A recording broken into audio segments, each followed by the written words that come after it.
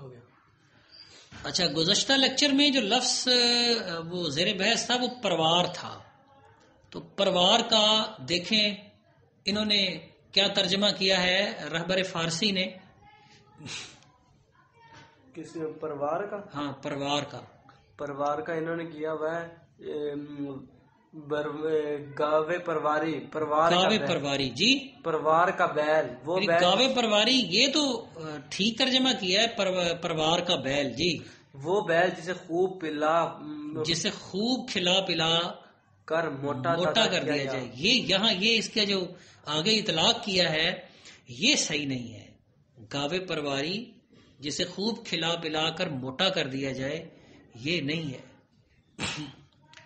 تو اس سے پھر آگے انہوں نے ترجمہ جو کیا ہے وہ موٹا تازہ بیل کیا ہے، نہ کہ موٹا تازہ. یعنی پروار کا بیل یعنی وہ بیل جسے باڑے میں ہی باندھ کے رکھا جاتا ہے، یہ صحیح ترجمہ ہے.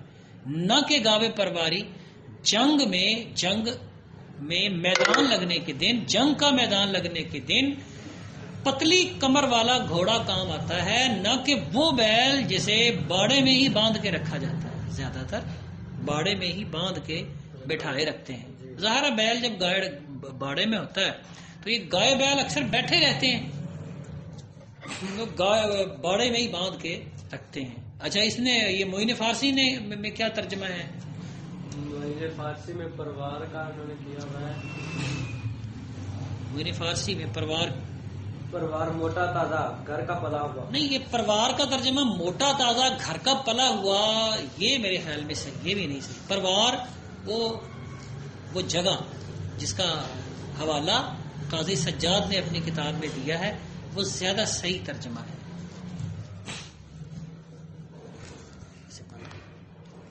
جی، یہ ڈکشنری آپ کے پاس ہے حسن اللغات.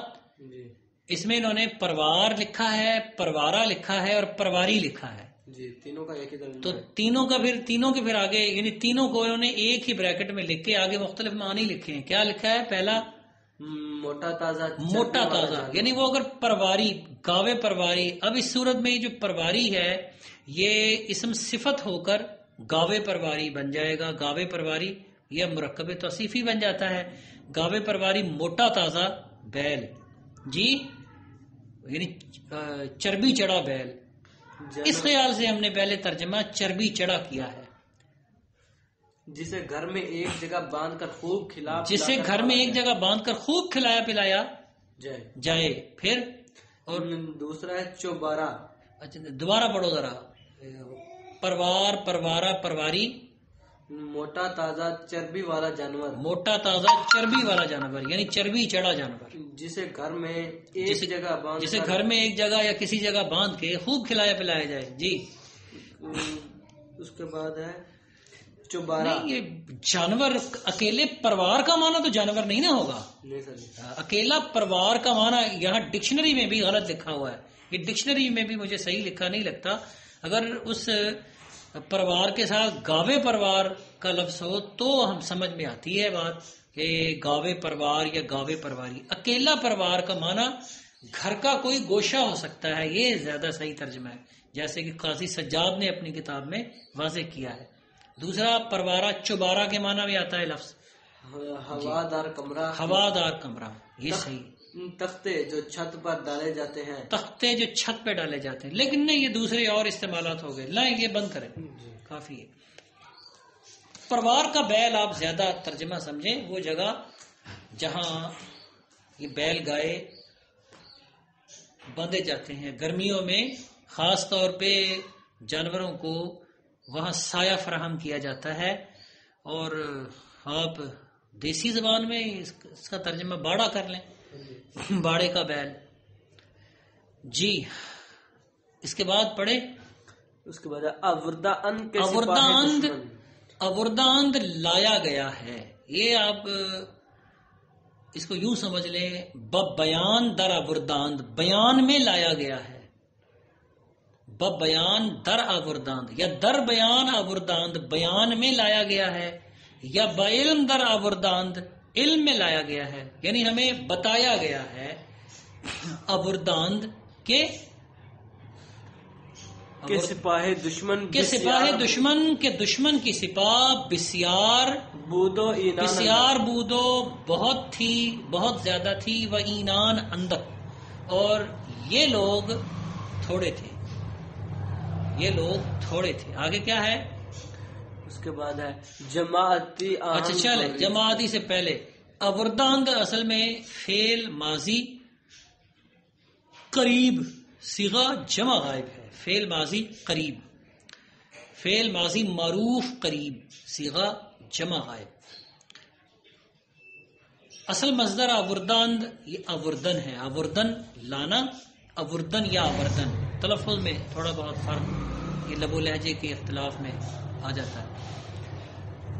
اسی سے آورد ہے، آورد یا آورد، آورد وہ لایا، اس سے فعل مضارع بنتا ہے آورد۔ آوردن کی مصدر کی علامت اٹھا دیں نون تو آورد بنے گا، فعل ماضی مطلق معروف کا پہلا صیغہ وہ لایا۔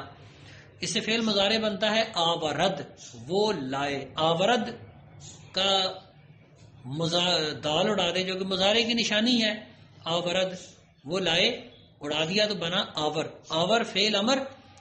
اچھا اس کو کسی اور لفظ کے ساتھ جوڑ لیں جیسے حملہ آور، تو اسم فاعل یا اسم صفت ترکیبی بن جاتا ہے حملہ لانے والا، یعنی حملہ کرنے، حملے میں پہل کرنے والا۔ حملہ آور ہوتا ہے اصل میں حملہ میں پہل کرنے والا، حملہ آور، حملہ آوردن، حملے کا آغاز کرنا، حملہ لانا۔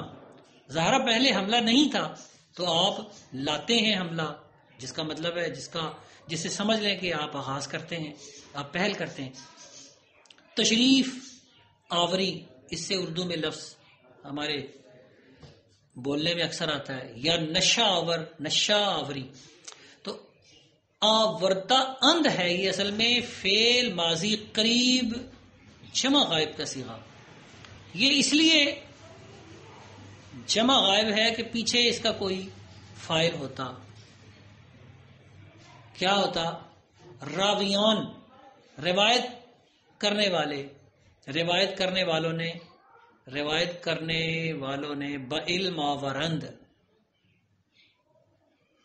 روایت کرنے والے علم میں لائے ہیں، روایت کرنے والے بیان در آورداند، روایت کرنے والوں نے بیان میں لائے ہیں، یعنی انہوں نے بیان کیا ہے، وہ ہمارے علم میں لائے ہیں۔ اب پیچھے چونکہ فاعل معلوم نہیں ہے تو اس طرح کے سٹرکچر کا، جملے کے اس طرح کے صیغوں کا ترجمہ جو کہ بظاہر معروف صیغے ہیں، ماضی قریب معروف، صیغہ جمع غائب ہے، اس کا ترجمہ ماضی قریب مجہول میں کر لیں گے۔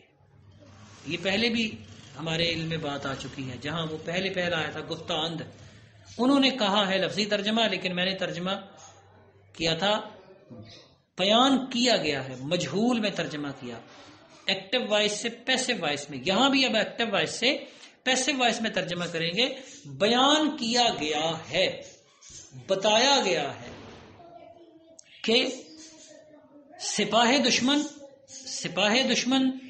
دشمن سپاہ، دشمن فوج، بسیار بہت زیادہ، بودن سے، بودن ہونا اور بود وہ تھا، وہ تھی، و اینان، این کی جمع، این اسم اشارہ، این یہ کے معنی میں، این اس کے معنی میں استعمال ہوتا ہے، اس کی جمع اینان، چونکہ اب اینان یہ انسانوں کے بارے میں اشارہ ہے تو یہ جمع اینان آتی ہے۔ اگر یہ اشارہ اس طرح کا بے جان چیزوں کے بارے میں ہو تو پھر اینہا جمع بنائی جا سکتی ہے اور بنائی جاتی ہے۔ اندک تھوڑا، یہ بسیار کا الٹ ہے۔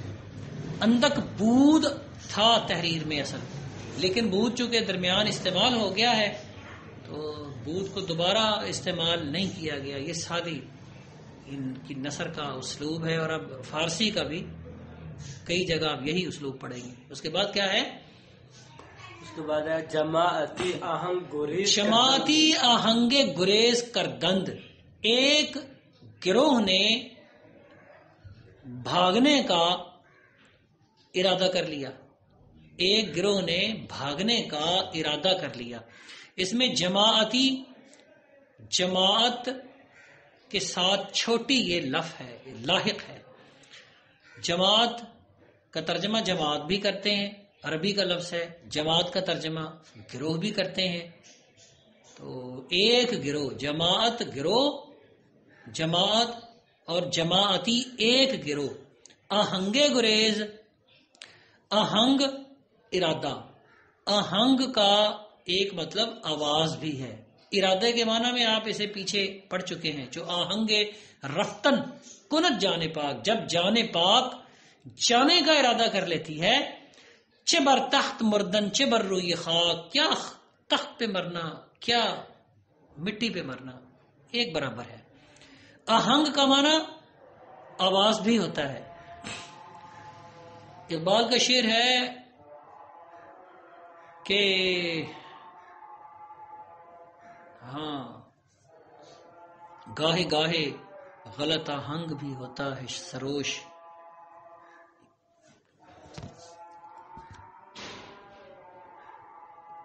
پتہ نہیں کیا تھا یار، گاہے گاہے غلط آہنگ بھی ہوتا ہے سب.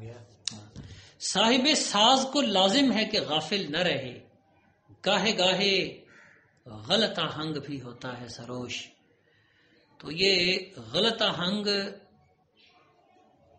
ہاں غلط آہنگ، غلط آواز دینے والا، آہنگ بھی ہوتا ہے سروش. اچھا، آہنگ سے آواز کے معنی میں حضرت صاحب کا ایک شعر یاد آ رہا ہے، جن کی یہ کتاب رہبر ادب، رہبر فارسی ہمارے سامنے ہے. پروفیسر یونس حضرت صاحب نے ایک بار بتایا کہ جب ان کا اردو میں لیکچرشپ کے لیے انٹرویو ہو رہا تھا، تو انٹرویو لینے والوں نے پوچھا کہ بھائی بتائیں اچھے شعر کی کیا خصوصیت ہے. تو انہوں نے بتایا کہ جس کی بندش چست اور ترکیب موزوں ہو. انہوں نے کہا مثال کے طور پہ شعر سنائیں. حضرت صاحب نے بتایا کہ انہوں نے پھر اپنا ہی شعر سنایا کہ دل کی دھڑکن کو تیرا آہنگ پا کہتے رہے. ہاں، اپنے دل کو ہم دل بے مدعا کہتے رہے، دل کی دھڑکن کو تیرا آہنگ پا کہتے رہے. تو انہوں نے کہا، انٹرویو لینے والوں نے، کہ یہاں آپ آواز پا بھی کہہ سکتے تھے. تو انہوں نے کہا یہی تو بات ہے کہ آواز پا ایک عام سی ترکیب ہوتی، آواز بھی عام سا لفظ ہے، چست ترکیب نہ ہوتی. تو میں نے آہنگ پا ایک نیا لفظ رکھا ہے، تو اس لیے اس کی جو ہے وہ نا یہ ترکیب چست ہو گئی ہے. یہ ترکیب چست اور بندش، یہ بندش چست اور ترکیب موزوں ہو گئی. بندش اور یہ بڑی موزوں ترکیب ہے. بندش چست اور ترکیب موزوں ہو. اچھا، ہاں، دل کی دھڑکن کو تیرا آہنگ پا کہتے رہے. تو آہنگ آواز کے معنی میں جی. لیکن یہاں ارادہ، جماعتی آہنگ گریز کردند، یہ اصل میں لفظ ہے آہنگ کردند، ارادہ کر لیا. ایک گروہ نے ارادہ کر لیا. اب ارادے آہنگ کی اضافت کر دی گئی ہے گریز کی طرف. گریز گریختن سے حاصل مصدر ہے. گریختن بھاگنا، اور گریختن سے گریخت فعل ماضی، گریخت وہ بھاگا. اسی طرح گریزد فعل مضارع، اور فعل مضارع کی علامت اڑا دیں فعل امر بھی بن جاتا ہے، اور یہ حاصل مصدر بھی سمجھ لیں اسے. گریز بھاگنا، فرار. ایک گروہ نے بھاگنے کا ارادہ کر لیا. کردند، کردن سے، کردن مصدر کرنا، اور کرد اس نے کیا، اور کردند انہوں نے کیا. گریز کردند انہوں نے گریز کر لیا. آہنگ کردند انہوں نے ارادہ کر لیا. کار کردند انہوں نے کام کر دیا، کام کیا. تو یہ کردن کے ساتھ مختلف الفاظ لگا کے ہم مختلف مرکب مصادر بنا سکتے ہیں. جی، آہنگ گریز کردند، ایک جماعت نے بھاگنے کا ارادہ کر لیا. پھر کیا لکھا ہے؟ پسر نارا، پسر نارا، اکیلا نارا لکھا ہے یا نارائی لکھا ہوا؟ نارا. پسر نارا بزد جی یا نارا ای بزد؟ نارا بزد و گفت. پسر نارا بزد و گفت، لڑکے نے نارا بزد نعرہ لگایا و گفت اور کہا. پسر نارا بزد و گفت، یہ نعرہ زدن نعرہ مارنا، نعرہ بلند آواز کو کہتے ہیں. اچھا زدن مارنا، نعرہ کا ترجمہ ہماری اردو میں بھی نعرہ ہی ہے. یہ نعرہ فارسی سے اردو میں آیا ہے. فارسی میں ہے نعرہ زنی، نعرہ مارنا. نعرہ زدن نعرہ مارنا، تو یہیں سے زدن کا ترجمہ اردو میں مارنا رائج ہو گیا. نعرہ زدن نعرہ مارنا، اسی سے نعرہ بزد ہے. یہ بے جو ہے یہ بائے زینت ہے، اس کا کوئی ترجمہ نہیں ہے. نعرہ بزد، لڑکے نے نعرہ لگایا. و گفت اور کہا. گفت گفتن سے فعل ماضی، یہ زد اور گفت دونوں فعل ماضی ہیں. آگے کیا ہے؟ اس کے بعد ہے اے مردان. ای مردان، اے مردو. مردان مرد کی جمع. ای مردان بپوشید، کوشش کر لو. یا جامع زنان بپوشید، یا عورتوں کا لباس پہن لو. تو بپوشید اور بپوشید یہ دونوں فعل امر جمع حاضر کے صیغے ہیں. فعل امر جمع حاضر کے صیغے. اچھا یہ جو ہے نا بپوشید، یہ اصل میں کوشیدن اس کا مصدر ہے. کوشیدن کوشش کرنا. یہ کوشیدن سے کوشش حاصل مصدر ہماری زبان میں رائج ہے. کوشیدن کوشش کرنا. اور اچھا آگے ہے کوشید فعل ماضی، اور اس سے مصدر بنتا ہے کوشد، اور فعل امر بنتا ہے کوش. بکوش، وہ بابر باش کوش کے عالم دوبارہ نیست. بابر کے ایک شعر کا مصرع ہماری اردو میں ایک ضرب المثل بن گیا ہے. بابر باش کوش کے عالم دوبارہ نیست. اچھا آگے ہے بکوشید کوشش کر لو. پوشیدن، پوشیدن پہننا، پوشیدن چھپانا. ٹھیک. اچھا تو جامہ پوش یا سفید پوش، سفید پہننے والا. تو پوش پوشیدن سے ہمارے ہاں رائج ہے. سفید پوش، جامہ پوش وغیرہ. اچھا پوشیدن مصدر ہے پہننا. پوشید اس نے پہنا فعل ماضی. پوشد مضارع، اور مضارع کی علامت اڑا دیں پوش فعل امر.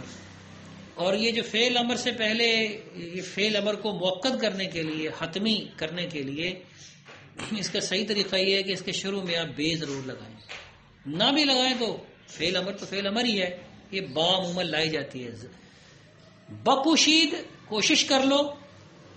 یا یہ جو بے بتاتی ہے کہ یہ کوشید فعل ماضی نہیں ہے، بے لگا لیں فعل امر. اچھا بکوشید کوشش کر لو. یا جامع زنان عورتوں کا لباس، جامع لباس. بپوشید پہن لو. آگے کیا لکھا ہے؟ اس کے بعد ہے سواران را بگفتن. سواران را سواروں کو. سوار یعنی اپنے گھوڑوں اونٹوں پہ سوار لوگوں کو. سواران را تحور.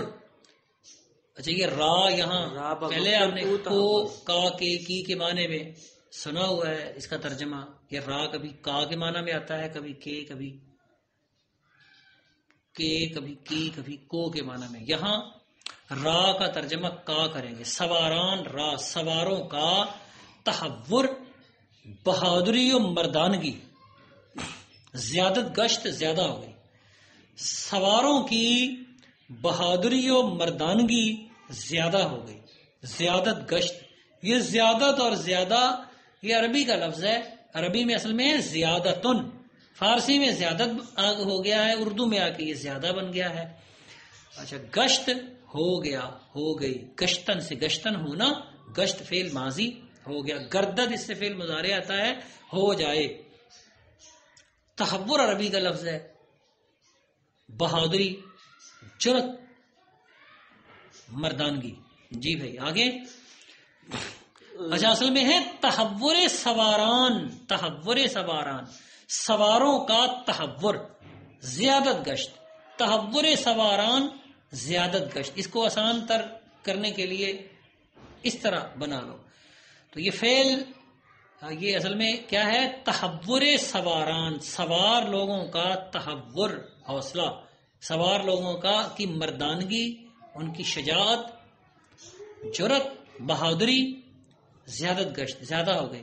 تو اگر کبھی مرکب اضافی کو کھولیں تو وہ را یا اس جیسا کوئی لفظ اضافی پیدا ہو جاتا ہے، عموماً را پیدا ہوتا ہے. جی زیادت گشت ترجمہ ہو گیا اس کا. آگے وہ یک بار حملہ آوردن، وہ ایک بار حملہ آوردند، اور انہوں نے یک بار ایک ہی بار حملہ آوردند، حملہ کر دیا، یعنی حملے کا آغاز کر دیا. جی حملہ کر دیا، حملہ آوردند، وہ حملہ آور ہو گیا، اور ایک ہی بار وہ سب کے سب ایک ہی بار حملہ آور ہو گئے. ایک بار حملہ آوردند، تو یہ حملہ آوردند سے آوردند پہ پیچھے بھی گزر چکا ہے.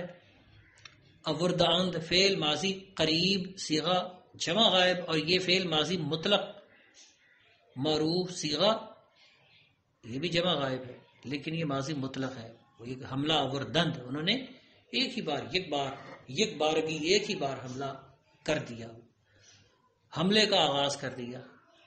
حملہ کر دیا میں یہ سارے معنی آ جاتے ہیں. حملے کا آغاز کر دیا، حملے میں پہل کر دی، حملہ آوردن. اس سے پیچھے ایک لفظ آیا ہے جنگ آرد، کہاں کہ جنگ آرد بخونے خیش بازی می کند. وہاں مختلف تراجم ہیں، شاید وہ زیر بحث آئے ہوں اس لیکچر میں. میرے خیال میں یہاں ترجمہ ہے وہ ہے کہاں کے جنگا، اسی میں ہے کہاں کے جنگ آرد. پیچھے دیکھو شعر کیا ہے، کہاں کے جنگ آرد بخون خیش بازی می کند. جی کہاں کہ جنگ آرد بخون خیش بازی میں، کیونکہ وہ جو جنگ چھیڑتا ہے. یہاں میرے خیال میں یہ ترجمہ زیادہ اچھا ہے. انہوں نے کیا ترجمہ کیا ہے؟ کہاں کے جنگ آرد بخون خیش بازی می کند. میں وہ نہیں ہوں کہ لڑائی کے دن تو میری پیٹھ دیکھے. جی آگے، میں تو وہ ہوں کہ تو میرے سر کو خاک و خون میں تو وہ ہوں کہ تو دیکھے. میرے سر کو، یہ غلط ترجمہ ہے. میں تو وہ ہوں کہ تو خاک و خون میں ایک سر دیکھے گا.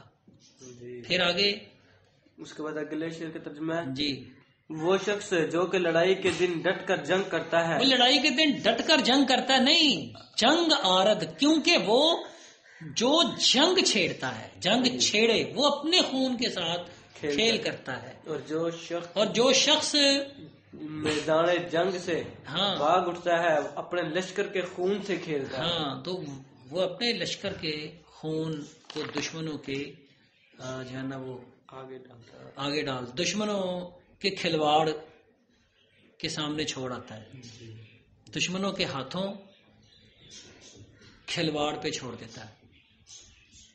اچھا چلیں ایک منٹ، وہ نا یہ جو کہ شعر اب مارے سے بیان میں آ گیا، یہ جو ہے نا عام انم کندر میانے جنگ، کندر میانے خاک و خون بینی سری. میں تو وہ ہوں کہ تو خاک و خون میں ایک سر دیکھے گا. یعنی ایسے نہیں ہوگا کہ میں نا جنگ کے دن اپنی تلوار چھوڑ کے ادھر بھاگاؤں گا کہ یا وہاں تو کوئی تلوار دیکھے گا میری، وہاں کوئی تلوار دیکھے گا، یا وہاں تو میرا گھوڑا پڑا ہوا دیکھے گا، یا میرا تو وہاں کوئی ہاتھ کٹا ہوا یا پاؤں کٹا ہوا دیکھے گا. نہیں، وہاں تو ایک سر دیکھے گا. یہاں ایک سر، تو یہ ایک سر کہہ کے دراصل یعنی اپنے سر کی طرف اشارہ کیا ہے. تو یہ اپنا میرا وغیرہ یہ مفہوم میں تو آتا ہے، لیکن لفظوں کے ترجمے سے یہ باور نہیں کرنا چاہیے، یہ نہیں سمجھنا چاہیے. سرے کا ترجمہ ایک سر ہی کرے. اچھا، تو وہ حملہ آوردن سے وہ مجھے یاد آ گیا جنگ آوردن، جنگ لانا، لیکن جنگ لانا نہیں، جنگ چھیڑنا، جنگ کا آغاز کرنا، جنگ چھیڑنا، جنگ آورد. کہاں کے جنگ آرد، کیونکہ یہ آنکھیں سے پہلے کاف زبر کا، یہ کہ آنکھیں ہے، یہ کہ کیونکہ کے معنی میں آتا ہے. کیونکہ جو جنگ چھیڑتا ہے وہ اپنے خون سے کھیلتا ہے. جی اچھا پھر دیکھیں کتنی دیر کا ہو گیا یہ.